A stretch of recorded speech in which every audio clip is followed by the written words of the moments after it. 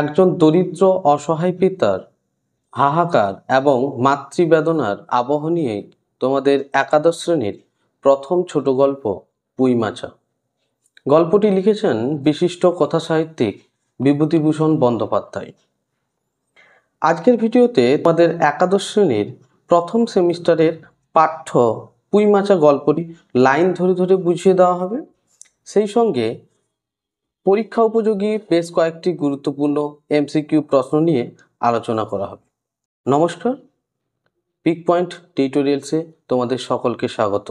তোমাদের কাছে একটা ছোট্ট অনুরোধ, আমাদের ভিডিও যদি তোমাদের ভালো লেগে থাকে তাহলে ভিডিওটি অবশ্যই লাইক করে বন্ধুদের সাথে শেয়ার করো এবং সেই সঙ্গে আমাদের ফেসবুক পেজটি লাইক করে রাখো পরবর্তী ভিডিওগুলোর আপডেট পাওয়ার জন্য।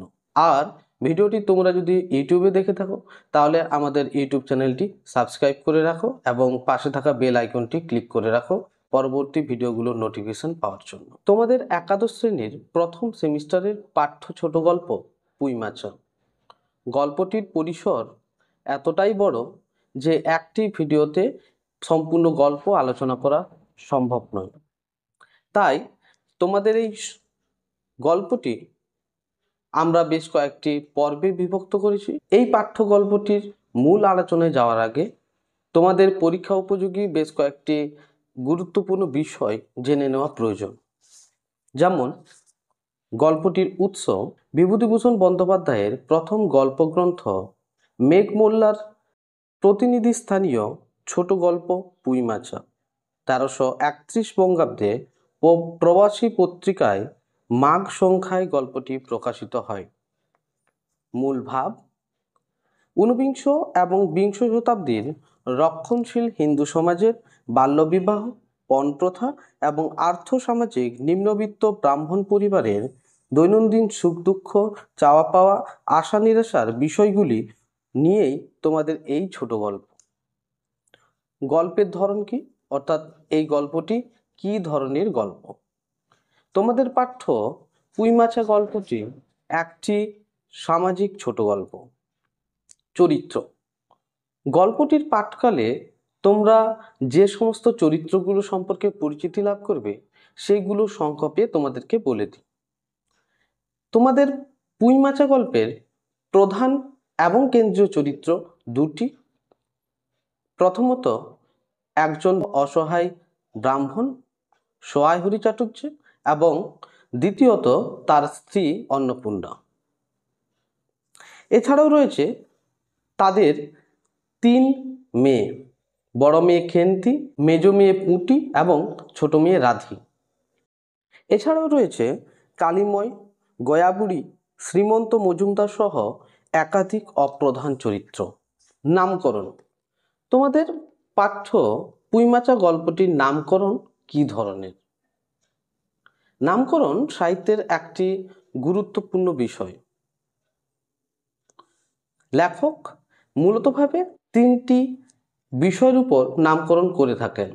প্রথমত চরিত্রকেন্দ্রিক, দ্বিতীয়ত বিষয়ভিত্তিক কেন্দ্রিক, তৃতীয়ত ব্যঞ্জনাধর্মী।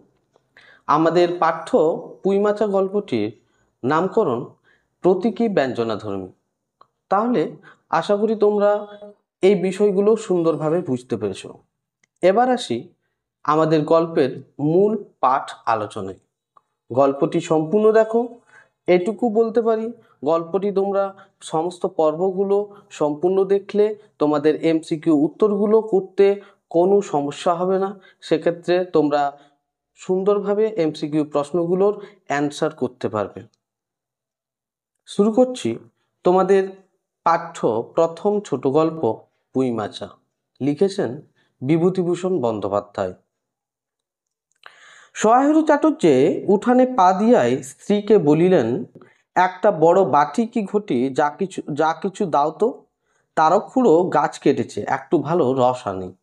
অর্থাৎ দেখো, প্রথমেই সোহাই হরি সম্পর্কে বলেছে, সে বাড়ি এসেছে এবং রস আনার জন্য তার স্ত্রীর কাছে বাটি বা ঘটি অর্থাৎ যে কোনো কিছু একটা পাত্র চেয়েছে। কি করবে পাত্র নিয়ে? না, তাদের প্রতিবেশী তারকখুড়ো গাছ কেটেছে এবং সেখান থেকে রস নিয়ে আসবে। স্ত্রী অন্নপূর্ণা খড়ের রান্নাঘরের দাওয়ায় বসিয়া শীতকালের সকালবেলা নারকেল তেলের বোতলে ঝাঁটার কাঠি পুড়িয়া 2 আঙ্গুলের সাহায্যে ঝাঁটার কাঠি সংলগ্ন জমানো তেলটুকু সংগ্রহ করিয়া চুলে মাখাইতেছিলেন। স্বামীকে দেখিয়া তাড়াতাড়ি গায়ের কাপড় একটু টানিয়া দিলেন মাত্র, কিন্তু বাটি কি ঘটি বাহির করিয়া দিবার জন্য বিন্দুমাত্র আগ্রহ তো দেখাইলেন না, এমনকি বিশেষ কোনো কথাও বলিলেন না। এই পরিচ্ছদে আমরা সহায়হরির স্ত্রী সম্পর্কে জানতে পারলাম। অর্থাৎ সে এসে কাকে কথাগুলো বলেছে? সহায়হরির স্ত্রীকে। স্ত্রীর নাম কি? অন্নপূর্ণা। সে কি করছিল? দাওয়ায় বসে, দাওয়াই কথার অর্থ হলো বারান্দা, বাড়ির বারান্দায় বসে সকালবেলা কি করছিল? নারকেল তেলের বোতল থেকে কাঠি দিয়ে, অর্থাৎ নারকেল তেল বোতলের মধ্যে প্রায় শেষের দিকে কাঠি দিয়ে সেই নারকেল তেল বার করছিল এবং কাঠির মধ্যে লেগে থাকা সেই নারকেল তেল হাতে নিয়ে সেটা মাখছিল। এখানে খুবই গুরুত্বপূর্ণ বিষয় দেখো, গল্পটি যে ঋতুর কথা বলা হয়েছে সেই ঋতুটি ছিল শীতকাল। তো তোমরা মাথায় রাখবে এই সম্পূর্ণ গল্পটির যে শুরু হয়েছে শীতকাল দিয়ে শুরু হয়েছে। এখান থেকেও তোমাদের এমসিকিউ প্রশ্ন হতে পারে। আরেকটি দেখো, কাঠি লগ্ন। এই কাঠি লগ্ন কথার অর্থ হলো কাঠির গায়ে লেগে রয়েছে এমন। নেক্সট, সহায়হরি অগ্রবর্তী হইয়া বলিলেন, কি হয়েছে বসে রইলে যে, দাও না একটি ঘটি। আহ, খেন্তি টেন্তি সব কোথায় গেল এরা? তুমি তেল মেখে বুঝি ছোবে না? এখানেও দেখো, যখন বলল যখন কোনো উত্তর দিল না এবং সেই কথাটা কর্ণপাত করলো না, তখন তার একটু কাছে গিয়ে তাকে বলছে, অগ্রবর্তী হইয়া অর্থাৎ কাছে গিয়ে বলছে, কি হয়েছে বসে রইলে যে? আবার তাকে জিজ্ঞেস, কেন বসে থাকলে কেন, একটা ঘটি দাও তো।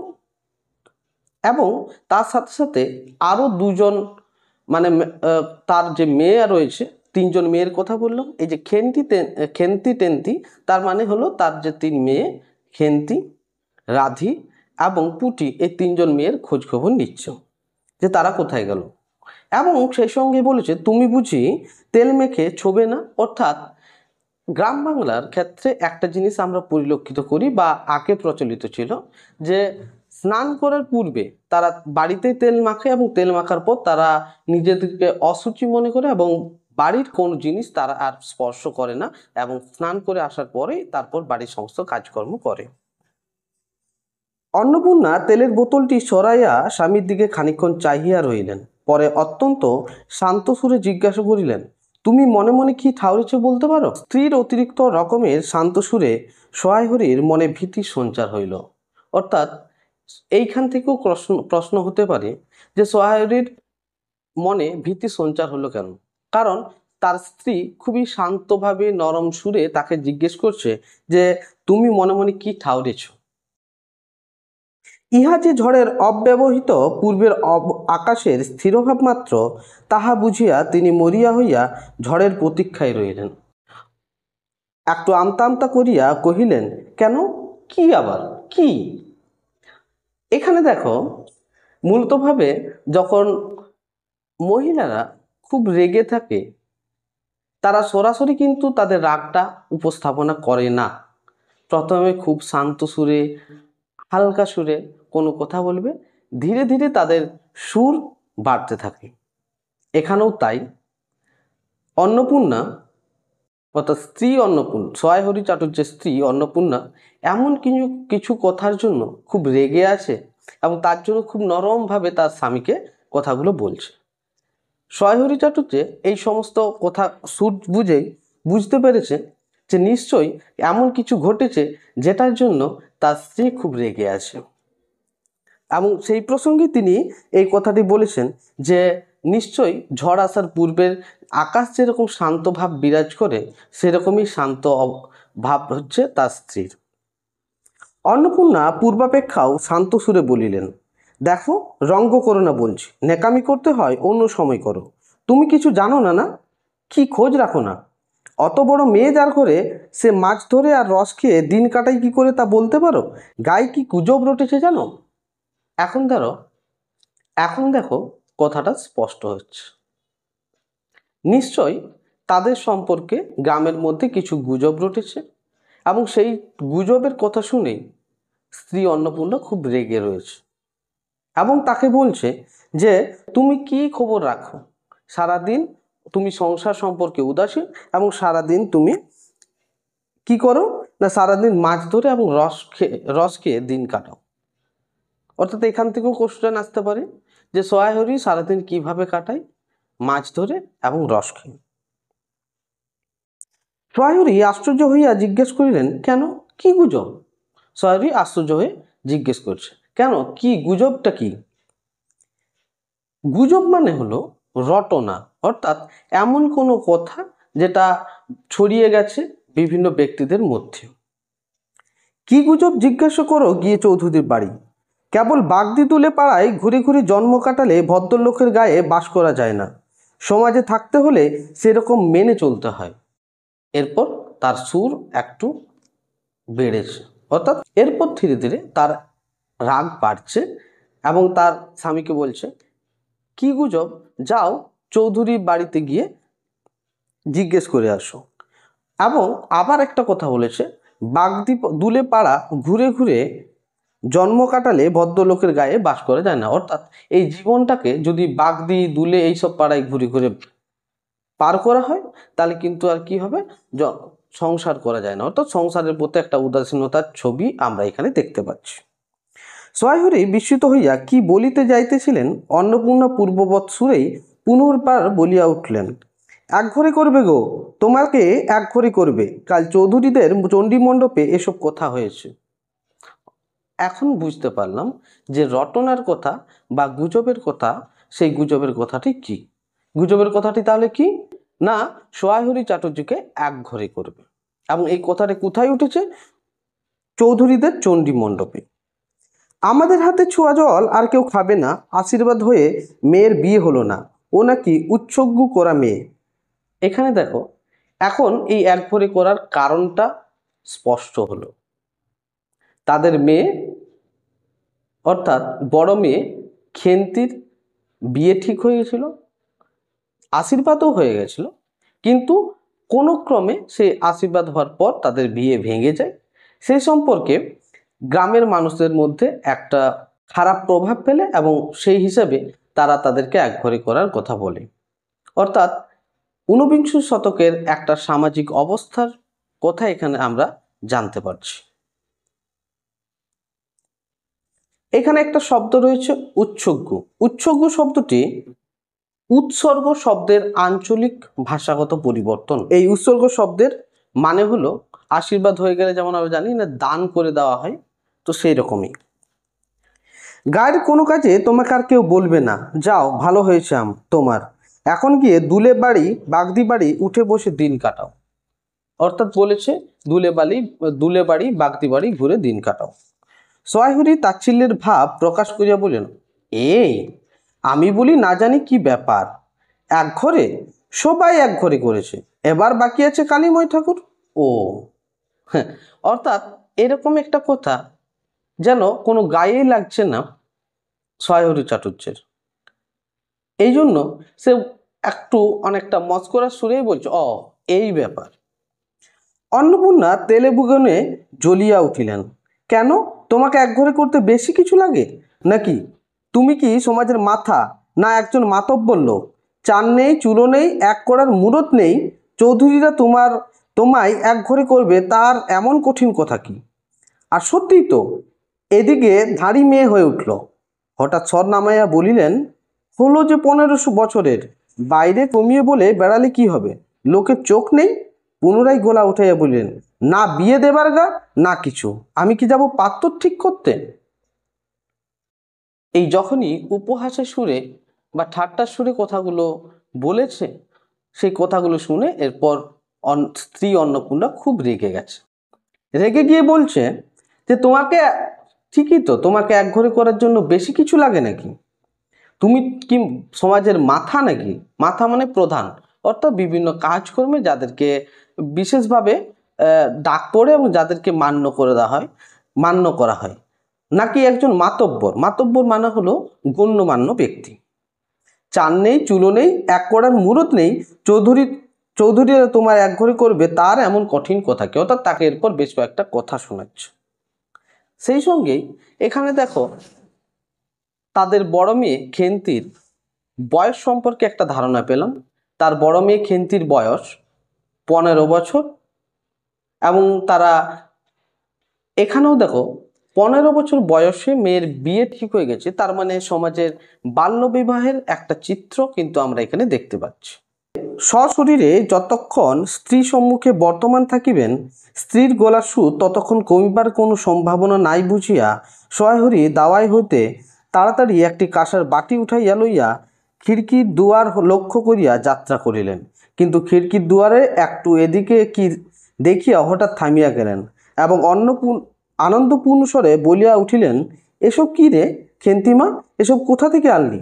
ও এ যে, অর্থাৎ এরপর দেখো এই যে খিড়কির দুয়ার কথার অর্থ হলো বাড়ির পেছনের যে দরজা সেইটা। অর্থাৎ কি নিয়ে গেল? তাহলে একটা থালা নিয়ে বাড়ির পেছনের দরজা দিয়ে বেরিয়ে যাচ্ছে। সেই সময়ই তার মেয়ে খেন্তির আবির্ভাব, সে আসছে। তাকে দেখে সে থামলো এবং তাকে জিজ্ঞেস করলো যে এসব কোথা থেকে? অর্থাৎ সে কিছু একটা জিনিস নিয়ে এসছে এবং যেখান থেকে সে জিজ্ঞেস করছে যে এইসব জিনিস সে কোথা থেকে আনলো। 14-15 বছরের একটি মেয়ে আর দুটি ছোট ছোট মেয়ে পিছনে লইয়া বাড়ি ঢুকিলা। তাহার হাতে এক বোঝা পুঁই শাক, ডাঁটাগুলি মোটা ও হলদে। হলদে চেহারা দেখিয়া মনে হয় কাহারা পাকা পুঁই গাছ উপড়াইয়া ফেলিয়া উঠানের জঙ্গল তুলিয়া দিতেছিল। মেয়েটি তাহাদের উঠানের জঞ্জাল প্রাণপণে তুলিয়া আনিয়াছে। ছোট মেয়ে দুটির মধ্যে একজনের হাত খালি, অপরটির হাতে গোটা 2-3 পাকা পুঁই পাতা জড়ানো কোনো দ্রব্য। তাহলে এতক্ষণে আমাদের স্পষ্ট হলো কারা কারা আসছে। তার 3 মেয়ে পেছনের দরজা দিয়ে আসছে। কি নিয়ে আসছে? খেন্তি পাকা হলুদ এবং মোটা পুঁই ডাঁটি নিয়ে আসছে, অর্থাৎ পুঁই শাক নিয়ে আসছে, এবং তার সাথে তার 2 বোন পেছন পেছন আসছে। তার মধ্যে একজনের হাতে রয়েছে হলুদ পুঁই পাতা জড়ানো কোনো একটা জিনিস। বড় মেয়েটি খুব লম্বা, গোলগাল চেহারা, মাথায় চুলগুলো কৃষ্ণ ও অগোছলো বাতাসে উড়িতেছে। মুখনা খুব বড়, চোখ দুটো ডাগর ডাগর ও শান্ত। সরু সরু কাচের চুড়িগুলো 2 পয়সা ডজনের একটি সেফটি পিন দিয়া একত্রে করিয়া আটকানো। পিনটির বয়স খুঁজিতে যাইলে প্রাগৈতিহাসিক যুগে গিয়া পড়িতে হয়। এই বড় মেয়েটির নামই বোধ হয় খেন্তি, কারণ সে তাড়াতাড়ি পিছন ফিরিয়া তাহার পশ্চাদর্তিনীর হাত হইতে পুঁই পাতা জড়ানো দ্রব্যটি লইয়া মেলিয়া ধরিয়া বলিল, চিংড়ি মাছ বাবা, গয়া বুড়ির কাছ থেকে রাস্তায় নিলাম, দিতে চায় না, বলে তোমার বাবার কাছে আর দিনকার ধরুন 2 পয়সা বাকি আছে। আমি বললাম, দাও গয়া পিসি, আমার বাবা কি তোমার 2 পয়সা নিয়ে পালিয়ে যাবে? আর এই পুঁই শাকগুলো ঘাটের ধারে রাই কাকা দিয়ে বললে নিয়ে যা, কেমন মোটা মোটা। অর্থাৎ এই পরিচ্ছদের প্রথমে শুরুতেই দেখো খেন্তির দৈহিক গঠন কেমন সেই সম্পর্কে একটু সাধারণ বৈশিষ্ট্য দেওয়া রয়েছে। মেয়েটি খুব লম্বা, তার গোলগাল চেহারা, মাথার চুলগুলো বেশ কৃষ্ণ অর্থাৎ কালো, চুলগুলো ওগাছলো এবং সেগুলো বাতাস লেগে উড়ছে। মুখনো খুব বড়, চোখ দুটো ডাগর ডাগর এবং খুবই শান্ত, একদম নম্র চোখ। হাতে পরে আছে সরু সরু কাচের চুড়ি এবং সেই চুড়িগুলো একটি সেফটি পিন দিয়ে আটকানো। এর পরের লাইনটি তোমাদের খুবই গুরুত্বপূর্ণ। পিনটির বয়স খুঁজিতে যাইলে প্রাগৈতিহাসিক যুগে গিয়া পড়িতে হয়।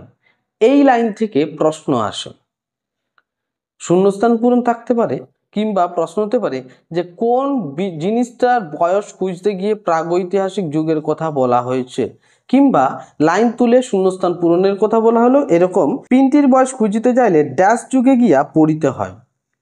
অপশনে একটাতে প্রাগৈতিহাসিক থাকবে, বাকিগুলোর ক্ষেত্রে হয়তো অন্য কিছু থাকতে পারে। এরপরে দেখো ওই যে আগের পরিচ্ছদে তোমরা জানলে যে পুঁই পাতা জড়ানো কোনো একটা দ্রব্য রয়েছে, সেই দ্রব্য সম্পর্কে আমরা ধারণা পেলাম। সেই দ্রব্যটি হচ্ছে চিংড়ি মাছ। কার কাছ থেকে নিয়েছে? গয়া বুড়ির কাছ থেকে নিয়েছে। এবং এই পুঁই শাকগুলো কার কাছ থেকে নিয়ে এসছে সেই সম্পর্কেও উত্তর দেওয়া আছে। রায় কাকার কাছ থেকে, তাদের প্রতিবেশী রায় কাকা, তার কাছ থেকে পুঁই শাকগুলো নিয়ে এসছে।